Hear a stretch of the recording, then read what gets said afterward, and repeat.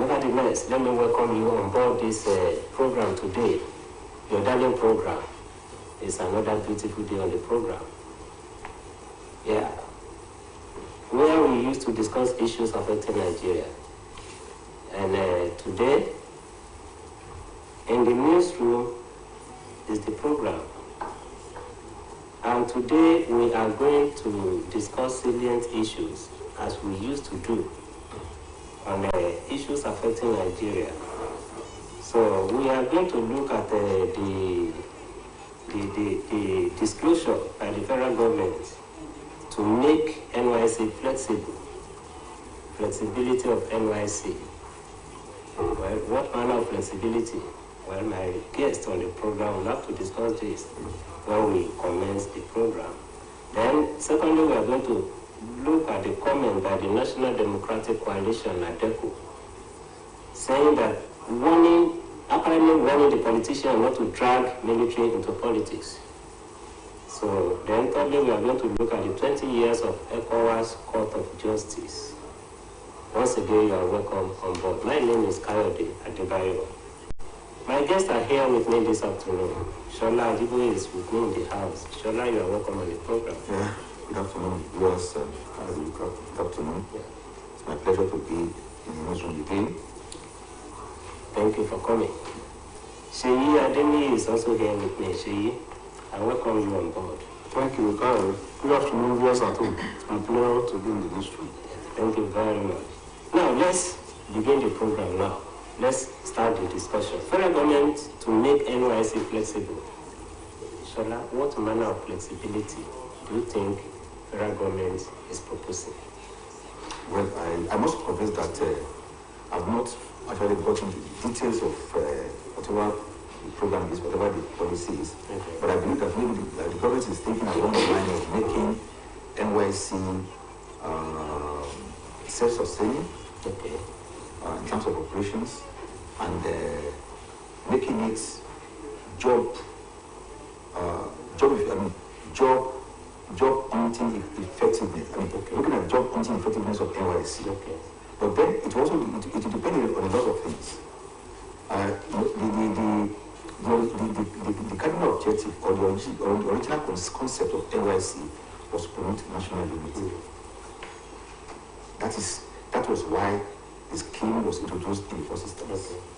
To produce, to enhance harmony and unity of purpose amongst Nigerians of diverse, and the then government thought that a scheme like that would have prepared, that would have tailored the minds of young Nigerians to the value of unity, patriotism, service, irrespective of where they are, is germane to the development of a multilingual, multicultural, multi-ethnic, multi-religious country like Nigeria.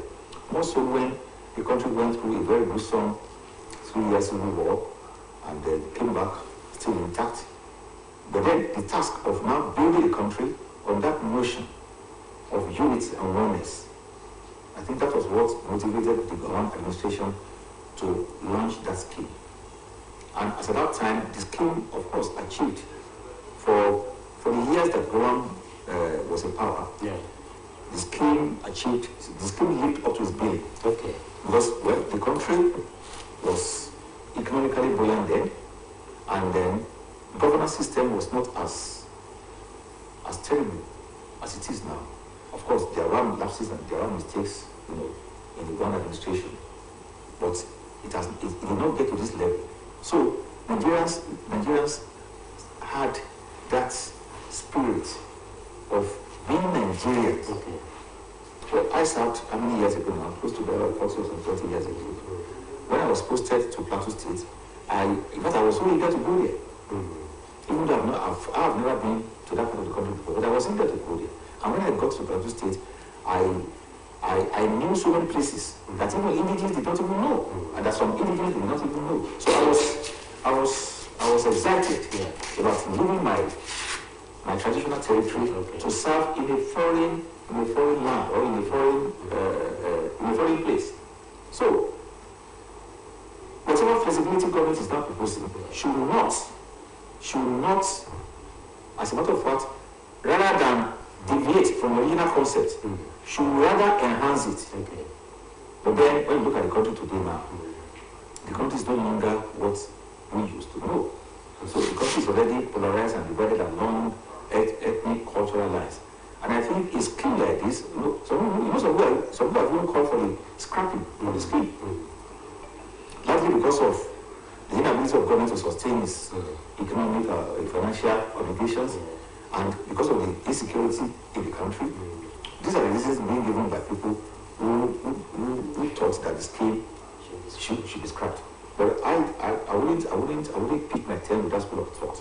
Okay. I believe that government should have to, withdraw its map and look at ways at which that scheme will be strengthened, rather than allow it to deteriorate. And the first thing it has to do, the first thing government must do is that to ensure security, so that anybody who is built to serve will not be afraid of moving. These are our traditional territory. That was what the scheme was programmed at the beginning to achieve. Okay. All right. Thank you, Shola. See, federal government to make NYSC flexible. What manner of flexibility do you envisage? I think firstly, I want to sincerely and commiserate with the people of Ekiti State, the government of Ekiti, over the death of the Ekiti State Speaker, late Right Honorable Afuye, his soul rest in peace. Regarding the NYSC scheme, I think this scheme is, to me, is laudable.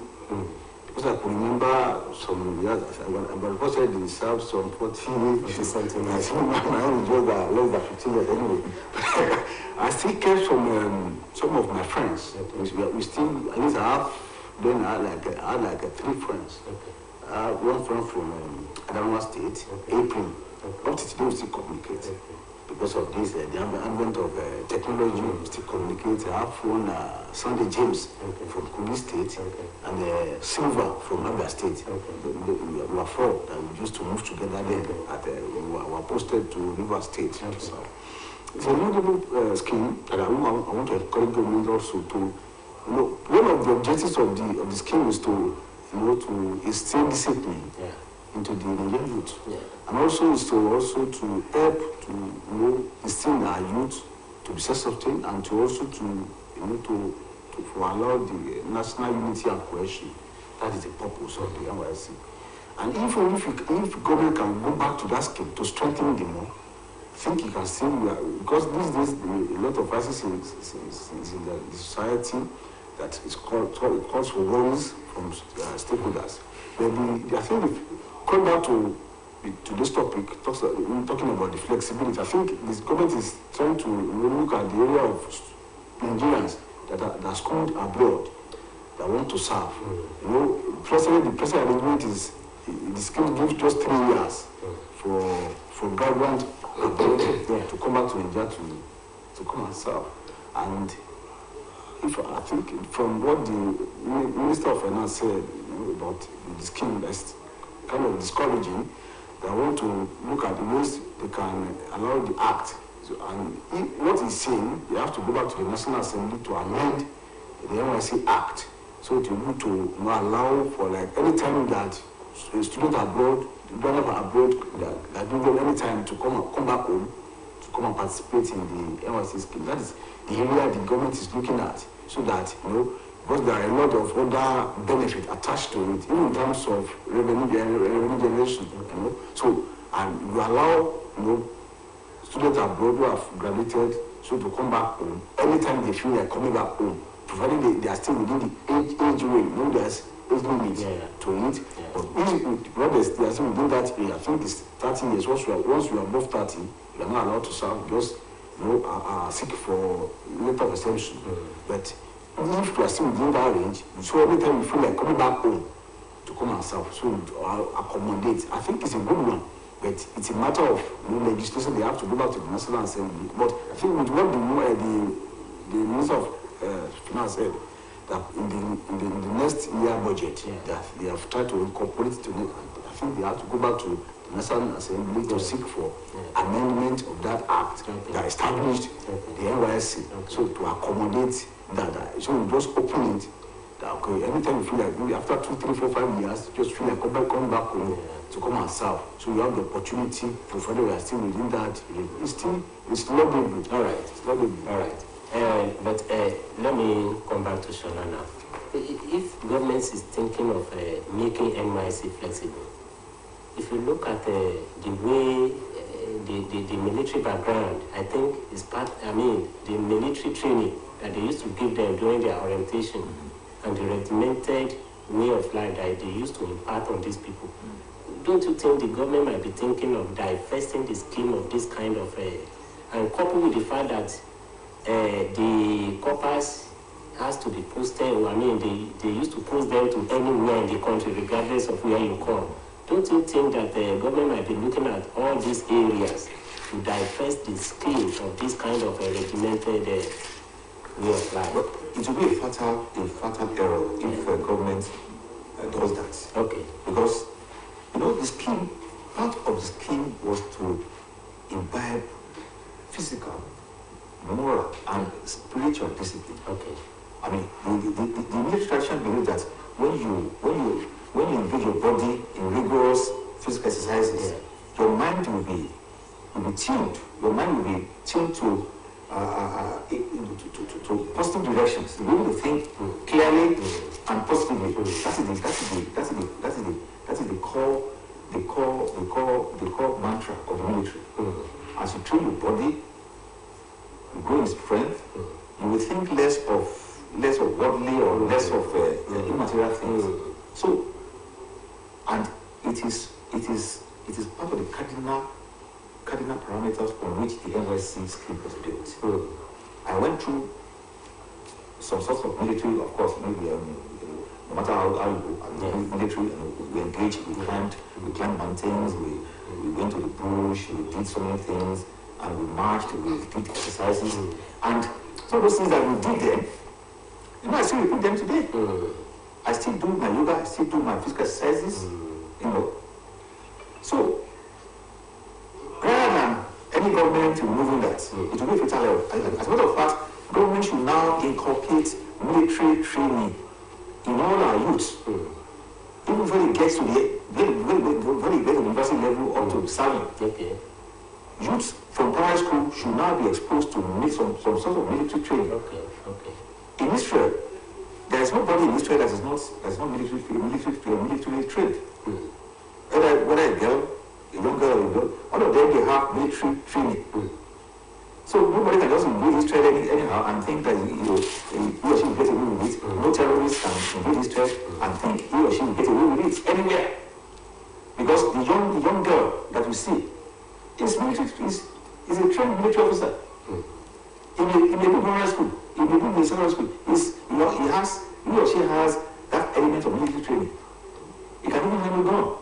He may not carry it. So these are things that these are laudable objectives of the scheme that should not be toyed or tampered with.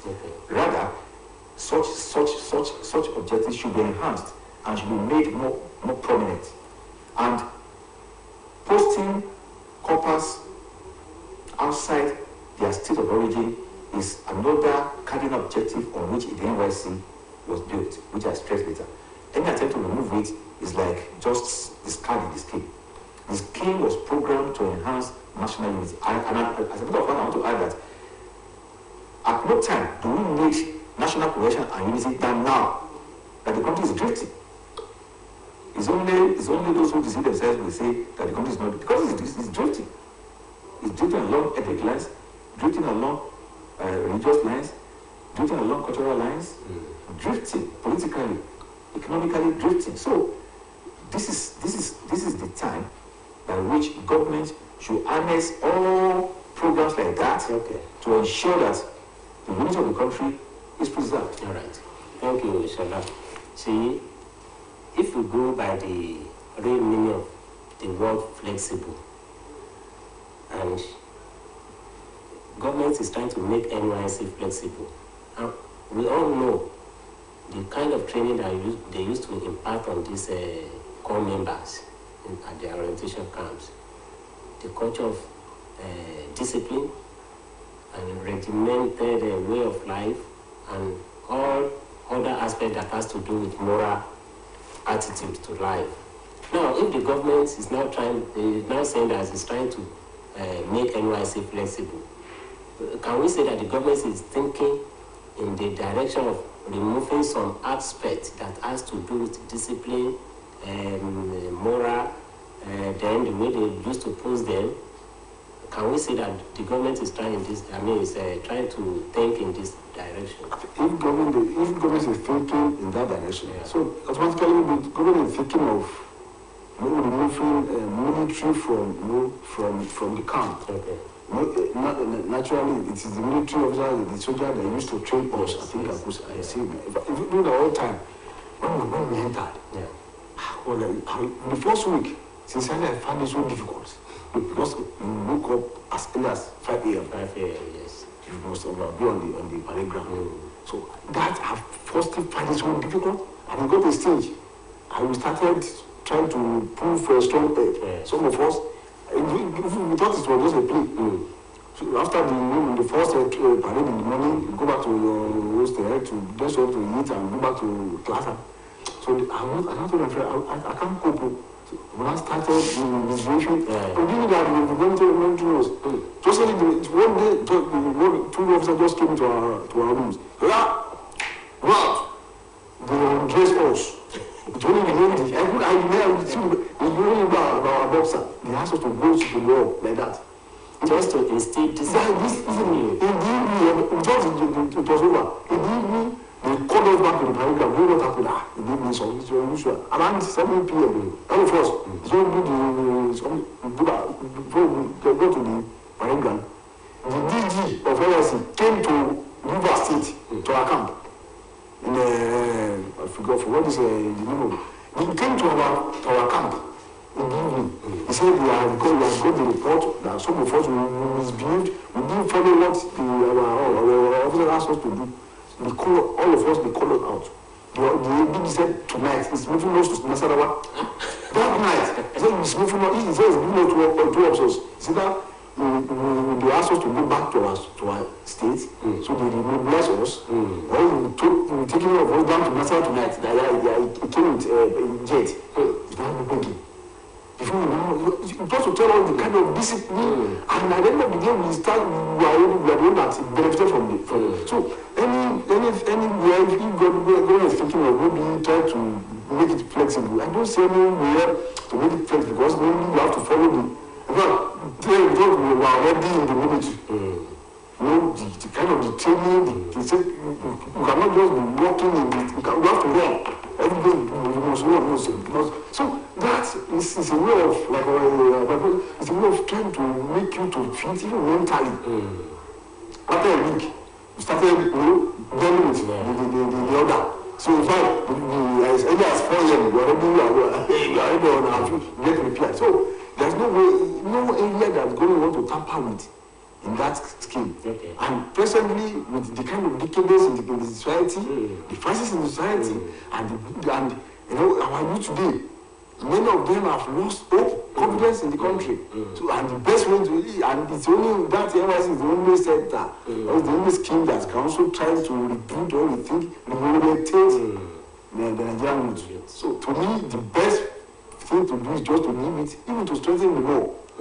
To add more things to it so that our youth can have a kind of confidence in the country, they can have the kind of hope that the country can still be better based on the training within that 3 weeks. We can still make things out of it. Thank you, gentlemen. Now, in effect, what you are saying is that whatever the flexibility that the government might be thinking of regarding the NYSC, it should be tailored towards enhancing the effectiveness, the core objective of the scheme.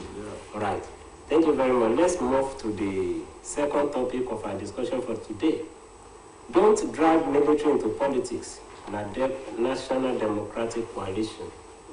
So NADECO is saying this. Don't drag military into politics. I must add that it's a long time we have heard of NADECO. We knew what NADECO was and what it stood for, and we knew what it did to ensure that the democracy that we have today came to being. NADECO played a very, very major role in ensuring a democratic governance. No matter the faults, no matter the challenges that Nigeria is facing today, NADECO played a part. So if NADECO says something about democracy, it should be respected. It's a voice that should ordinarily resonate with democratic principles, because NADECO put everything, their lives on the line, so many, to ensure that Nigeria becomes democratic. So again, and which other way can we have democratic governance intact? Is by ensuring that the military stands by its conventional and career status of defending the integrity, the territorial integrity and security of Nigeria, and not dabbling into politics. Remember that it was because the military intervened in the political direction of Nigeria that we have all these problems today. No matter the objectives of those who stayed the first coup, no matter how lofty the objectives were, I think they were immature as at that time to dabble into the political arena. They were immature. They were propelled by exuberance and what I would call tempestuous socialist outbursts or orientation to take over power. And most unfortunately, the coup failed and was hijacked by reactionaries in the military. So we can see the problems of Nigeria. The problems of Nigeria started by disruption of our political process, our democratic process, taken over and hijacked by reactionaries in the military. And you and I can see how Nigeria wobbled into civil war and all that. So it is only apt that the military do not intervene in the political process of Nigeria. Let Nigerians, I know that if democracy was not aborted, Nigeria would have been a better country today. Because the First Republic, no matter the mistakes of his practitioners or of his players, they were patriotic. We had leaders. We had great leaders. The Awolowo's, the Azikiwe's, the Ahmadu Bello, the Tafawa Balewas, the Emahoros, the Imodus, and they were great leaders. They were great leaders who had the larger interest of Nigeria at heart. And of course they showed it. They exhibited that leadership traits. There's no perfect human being and there's no perfect system anywhere. They made mistakes, but the mistakes were not sufficient enough to truncate democratic process there. So it happened. So today now, Nigeria is at crossroads because the mistakes seem to have multiplied over and over. And unfortunately, the last 7.5 years have not actually solved. It has not solved the problem. It has actually multiplied it. But that is not sufficient for military intervention. All right. Thank you, Shola. See, don't drag military into politics. NADECO seems to be talking here. I think we need to as a matter of fact, warn our politicians and their followers to let us respect government institutions. As a matter of fact, the challenges we are facing today in the country, like I used to say, I used to salute the doggedness of our military office, the military and other security agencies for what they are doing to secure the country and to stabilize, to make peace to reign. Because it's only when we have peace. Because we have this environment is peaceful. That's why we can stay. We can be in the studio and we discuss about Nigeria. If it is okay, so for that and for our politicians, because 2 days ago, a video surfaced on the internet where I saw some military officers dancing to one this sea dog pirate. They did one local song for one of the president candidates, APC president candidate there, that generated a lot of controversies, a lot of reactions. And I now saw the video. They were playing the song, and the military officers were dancing to it. But later, I watched the video like 2-3 times. Because of my own little experience in how technology works, I now discovered that it was maliciously did. They play the song under the usually were just dancing to their normal, tradition, to boost their morale in the war front, which would they usually do early in the morning to go to ginger them, So they were only singing, they were dancing to their own song. So these people they now play this song underneath to show that they were dancing, they were mocking one of the president, it is in fact, if someone is not technically savvy, you believe that they were dancing to that song, which is dangerous for us, because what they are doing is just to portray militaries being partial or being biased or already supporting one party, and that is not good about our democracy. It is because we are having democracy that is why we can see people that want to contest for House of Assembly, want to contest for government. If there's if to go otherwise, nobody will just have the opportunity to come, stage any campaign. So I think that is we need to talk to our politicians and their followers. To respect our institutions, to respect our officers, to respect the government institutions. That's the first thing. And on the I love reaction from coming from the military. That please don't drag us. We are not interested in your whatever fight you are doing. Do it within your government of constitution and do it within your political party. Don't drag us into your own mess.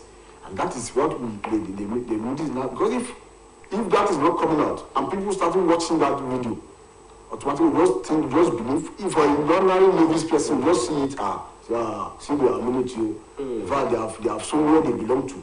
And that is not good for us, it's not good for our democracy, and it's not presently that we are facing the security challenges that we are facing.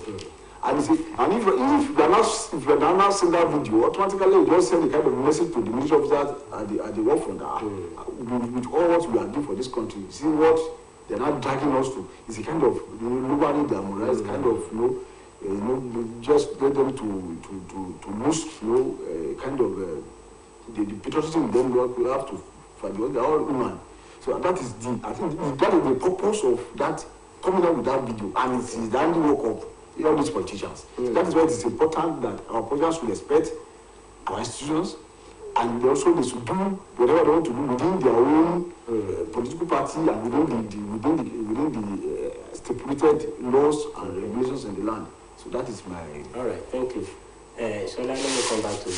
Okay, let's look at you see, some weeks into the commencement of the campaigns, we've seen how the politicians are throwing tantrums at each other, the way they behave, their utterances. Are these things? I mean, these things are tempting for the military, to say the facts. Now, what will you say regarding the behavior of the military? I mean, the behavior of the politicians, rather. Something about, one thing about Nigerian politicians that don't interest many people like me is that they seem to foreclose even national interest when their own interests are at stake. And they don't usually they take Nigerians for granted. The politicians? Yes. Most of them take Nigerians for granted. They don't believe that the offices they occupy are there because Nigerians are eligible to vote them in. They don't know that they owe their offices or whatever they have to the votes of Nigerians. So they take Nigerians for granted. So they overplay their own interests at the expense of even at the expense of democracy. And most of them don't even know, they are not sufficiently schooled in the tenets of democratic institution, tenets of democratic governance. They don't know. And when you look at, of course, you can see these exhibitions in the way and manner they run their offices, even in the pattern of debates at the National Assembly, at various sizes of assembly, and in the manner of government of policy initiation and implementation. For instance, Nigeria is currently facing a very, very serious ecological problem today. At the moment, flood. And I was going through a report on the media, on social media, where the Cameroon dam that usually cause is the average of all this flooding. Whenever there's overswelling of waters, that dam will have to be released. And when it's released, it is out. Down to Bayelsa State, down to even Adamawa, Benue, So, and Nigeria ought to have constructed another dam as a stopgap to curtail this menace. It has never been done. And if you know a lot of areas that have been inundated now, a lot of towns and villages and communities that have been washed or underwater. Now I want to ask you, before we move away, the Minister of Water Resources just denied that the flooding was not as a result of the release of water from Lagos. You see, that's what I'm saying. You see, that is when some of these ministers talk. When they talk, you start asking, is this one, are they illiterates? Or they don't even know, or have they been so overclouded by selfish or self-centeredness that they don't even see the meaning of holding office? The importance of man is not the office that he holds. The importance of man is not the office he holds, but how effective he uses that office for better things, to improve the lives of the people, to add values to their lives, and to ensure the development of his country. Yeah. So that's the meaning of office. But they believe that they just want to occupy the paraphernalia. They are only driven by paraphernalia of office. But the responsibilities of that office, they run away from it. How can a minister say that? How can a literate person say that? When it is very apparent, when everybody in this world knows. I can show you the video clips of the gushing, the way water was gushing out of the Cameroonian dam and splashing all over, and villages that have been washed, and the man, you see, look at what happened in Britain now. Toss, who are just elected,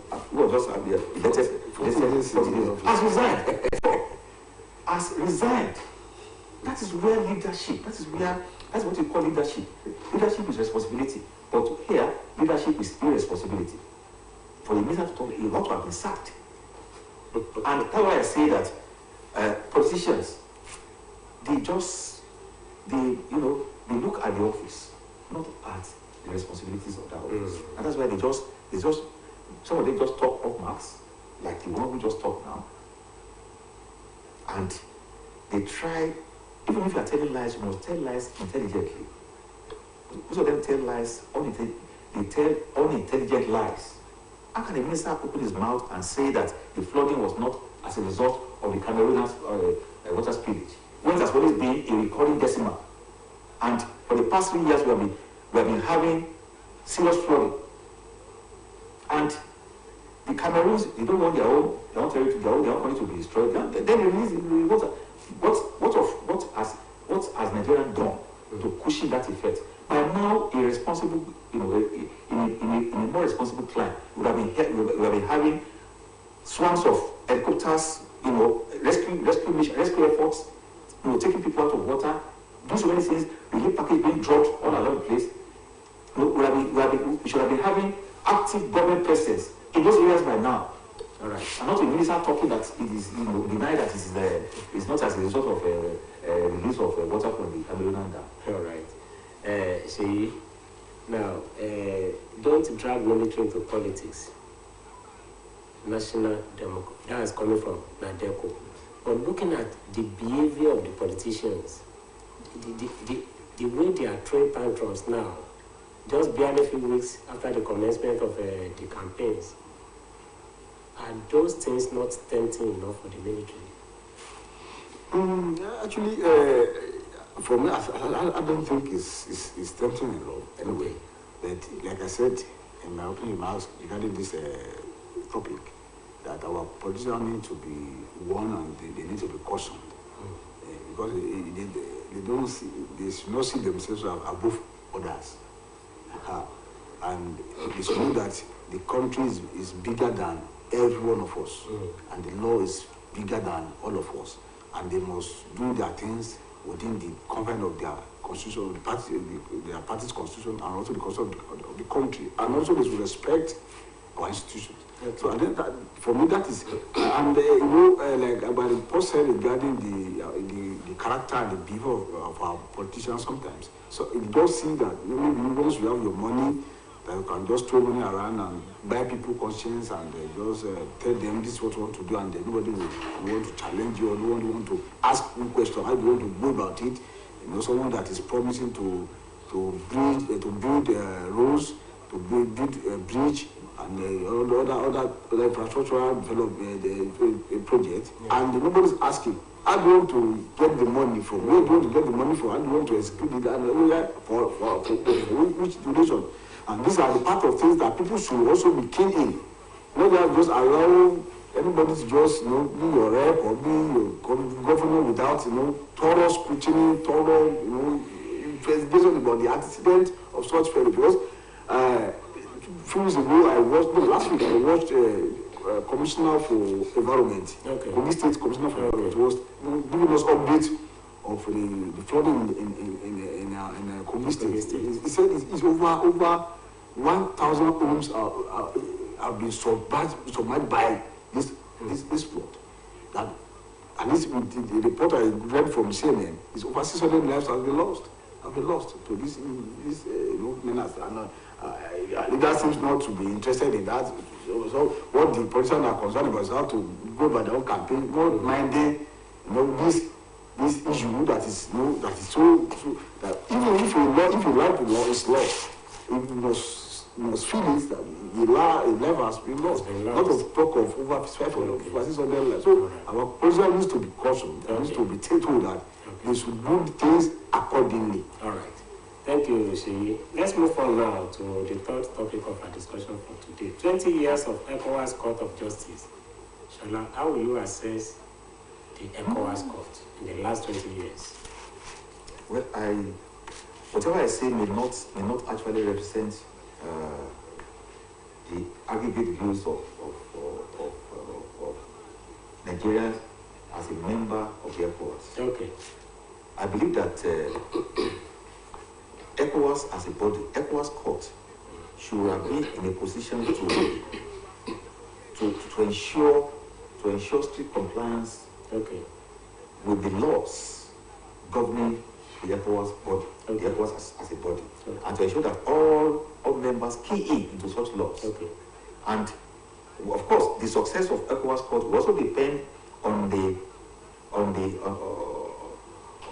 readiness of his members to obey his own laws, to obey the laws, as passed by the ECOWAS Court.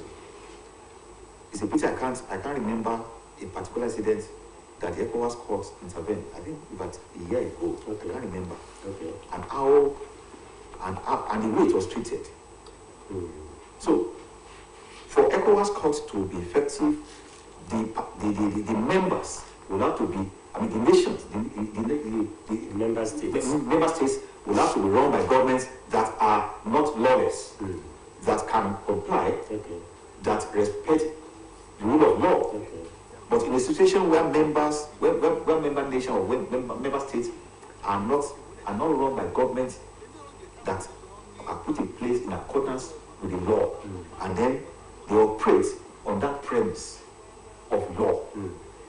We only have a symbolic court dispensing justice without power. I think a court a court of law is empowered by the convention and belief of the people in the convention, in law, believe in rule of law. That is what establishes a court, and that is why the people put their faith and their and their life in the temple of justice. What we know as justice is the ability of the court to dispense justice equally and to ensure, and then the willingness or the responsibility of the people to respect the law. But when you have a government that does not even that even breaks its own laws, how can such a person, how can such a nation ensure the success of a body in which is also a member? If you cannot enforce, for instance, as a parent, if you cannot enforce discipline in your home, how do you now ensure that there is discipline in an organization that you let's take, for instance, we have a family, a kind of, maybe you can call it a family parliament. Yeah. And then that parliament is there to ensure that family values are respected. But you, a member of that parliament, cannot even instill moral laws in your own home. Then how do you ensure that such a body succeeds? So the onus lies on the ECOWAS member states to ensure that administrations, that their system of administration is based on the rule of law, and then it has the capacity to obey its own laws. All right. Sheyi, in the last 20 years of ECOWAS, how do you see this body, particularly in the area of the enforcement of its own decisions? Thank you. I think firstly I want to congratulate ECOWAS Court of Justice for celebrating their 20 years of existence. Okay. And we should be on record that in the last 20 years, the court has aired 1,221 sessions. And the court has handed down over 300 judgments and 131 rulings from I think 500 and something cases. And now coming to the enforcement of decisions of this court, it now depends on the how do you put it, the state, the member states. How to? I think I had Falano recently, also reacting or registering his displeasure over not enforcing or not following the judgment of disobedience to that it's not the problem of the ECOWAS court, but the problem of the member states not to and non-Africans. We are that is one of our problems. We find it difficult to obey our constitution and also find it difficult to obey court judgment. So that is the case of this ECOWAS. But as I said that, I think the ECOWAS has tried enough to strengthen even the member states in terms of obeying, and also the court has also accommodated individual cases. Aside the normal maybe human rights case, but now so individually, as I am now, I can approach ECOWAS Court of Justice to seek for to challenge any case. So, and that has given us another opportunity. The act, the treaty of ECOWAS, it has been amended that I don't need to, if I'm going to approach either state high court or magistrate court or federal court within my jurisdiction. So I have the opportunity, I have the leverage to approach ECOWAS Court of Justice to seek for redress or any other thing. So for that, it's another added advantage, because at times, if I have a good case, if lawyers want to frustrate my case, there are ways of making application of an application, interlocutory order, this order, and before you know it, you just be frustrated. For me now to work, if I don't want to go to that line, I can go to ECOWAS Court of Justice to start my case. All right. So that is laudable. All right. Thank you. Shola, quickly before we round off, in a few seconds, what will you recommend in order to make this institution, to enhance the performance of the ECOWAS Court of Justice? The first is that we should ensure that nations within the ECOWAS region are run are run in a democratic manner. Okay. That we have a rule of law, we have the we have constitutional, we have the constitution to support government and the administration in all the ECOWAS states, and we ensure that the citizens are protected by law, and of course, efforts should be made to further integrate the ECOWAS member states in areas of the economy and law enforcement and of course democratic governance. All right, thank you, Shola. See, your parting remark, the way to enhance the performance of this Court of Justice, ECOWAS Court of Justice. ECOWAS Court of Justice, they have been doing wonderfully. As a matter of fact, the advent of COVID-19 is to also make them to go to be having a session virtually now. So and that is part of and secondly, to obey the judgment of this court. The courts will go further to also make it mandatory by way of sanctioning any member state who is not obeying the judgment of this court. All right. Thank you very much, gentlemen, for coming on the program today, Shola. I appreciate your coming. Thank you very much, Karode. My pleasure. Yeah, thank you very much. Sheyi, thank you for coming. Thanks for having me. Yeah, viewers at home, this is where we are going to call it short on the program for today. Tomorrow is another day when you meet another colleague of mine in the newsroom. Till then, bye-bye.